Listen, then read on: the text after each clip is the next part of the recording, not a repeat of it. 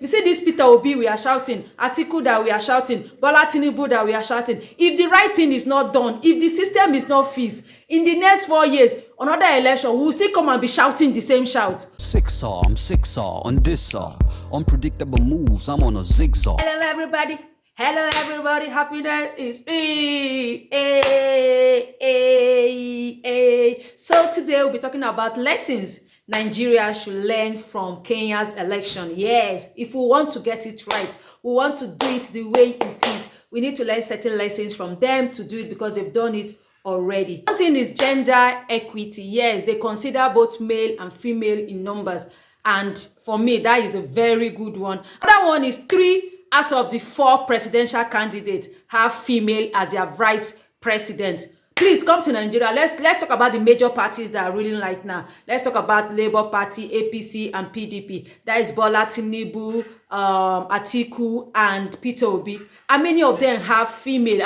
There's no female vice president right now. They all have female. They all have male as their vice because Nigeria, those kinds, you know, they shackles. If a sitting president can say that the place of a woman is in the other room, what do you expect? So for Ghana to have made, as in, do you understand what it means? For 4 presidential candidates, their vice, 3 out of the 4 have 3 females. For me, that is a plus. That is to tell you that, see, all we humans are equal. Forget it. God did not do a mistake by doing that. So by putting that, that means you're putting female into consideration. Yes, and Nigeria should emulate that. Let's have a female making decision for us. Not that every time we'll be having the Ministry of Women Affairs. What is Women Affairs? We can take care of our own affairs. Do they have Ministry of Men Affairs?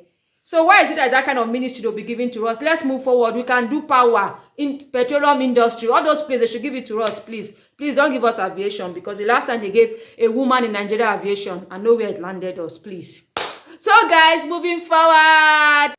All around. All around. Okay, people, another thing I like is people out of the country can vote. Yes, it's called out of the country vote. So out of the country vote is allowed in the presidential election, and people can vote from outside the country, from country like Tanzania, South Africa, but not Nigeria, please. Yeah, you people have to go and do that your constitution. You have to add Nigerian to that list, please. So these are some of the countries that can vote outside. That means if you're outside the country, your vote can be counted. Yes, you vote wherever you are. Kenya voters living outside the country can only vote in 12 countries based on the number of Kenyans living there. The countries are Tanzania, Uganda, Rwanda, Burundi, South Africa, South Sudan, Germany, the United Kingdom, Qatar, the United Arab Emirates, Canada, and the United States. I think this is one thing Nigerian leaders or the ones that are coming up should put in the constitution. We are the giant of Africa, but there are certain things we should start doing right.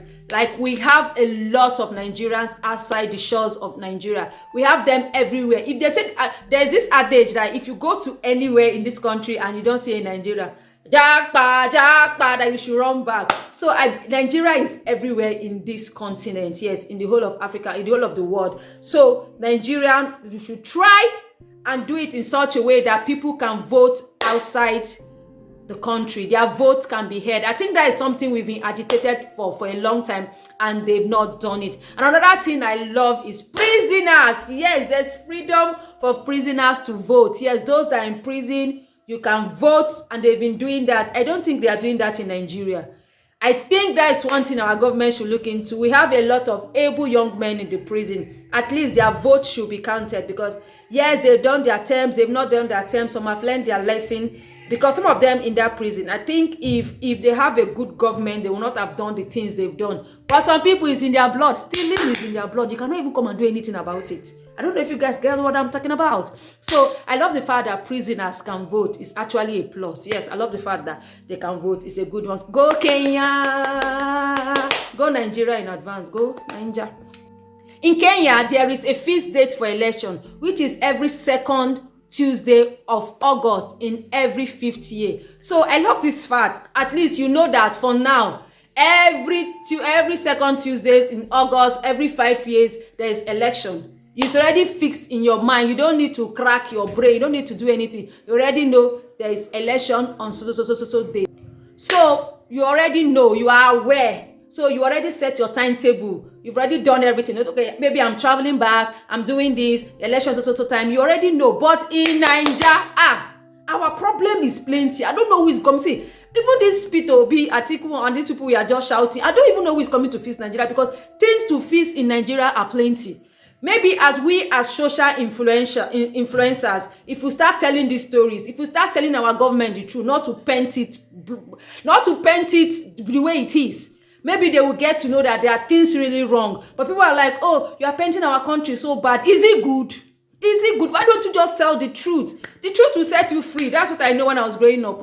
So, but in our own, we are doing the election next year, but we don't have a fixed date. We don't even know the month election is holding. We don't know the day is holding. We don't even know the date. We are clueless, because in Nigeria, INEC, which is the Independent Electoral Commission, are the ones that will fix the date. And this is, I don't understand. I don't know if you understand. This is August. They are yet to fix the date for next year's election. Unlike Kenya, that they already know when the next election is holding.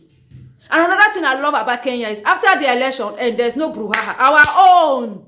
After election, they will be dragging. You are not the president. You are the president. There's inconclusive election. They've not counted this place. These people, they've cancelled their vote. They have to go and do it again next Saturday. Oh, these people have been cancelled. We'll have to start again. No! In Kenya, everything started and ended. It started 6 a.m. Their election day started 6 a.m. and ended 6 p.m. Then the counting started. But in Nigeria, my country, on Monday we are still counting. Tuesday, inconclusive election. They are bringing the one from Niger State. The one from Kano is not yet here. The one from Calabar is still on the way crawling. Please, we can do better. These are the lessons that I think Nigeria should take home that I've learned from Kenya's election, because some of us actually follow the election, because we feel anything Kenya do right now is a set for the next set of people that are doing election.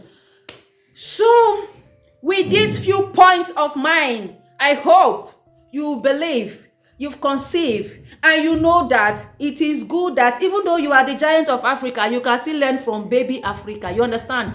Kenya's population is 54 million, and Nigeria population is at 211 million. So weigh it. But we can still do better. There's room for doing better. We've seen firstborns that used to misbehave, and lastborns should be the one feeding them. Yes. So if Kenya is feeding us with idea how to do election and make our election good, I don't think there's anything wrong with that. Do you guys think there's anything wrong? Nothing is wrong with that. Nothing. So INEC should do better. Election should do better. You see this Peter Obi we are shouting, Atiku that we are shouting, Bola Tinubu that we are shouting. If the right thing is not done, if the system is not fixed, in the next 4 years, another election, we will still come and be shouting the same shout. So why don't you do better? Why don't we learn for Kenyans? I don't understand. It's moving forward things. We move. We move. We move. We move. We move. We move.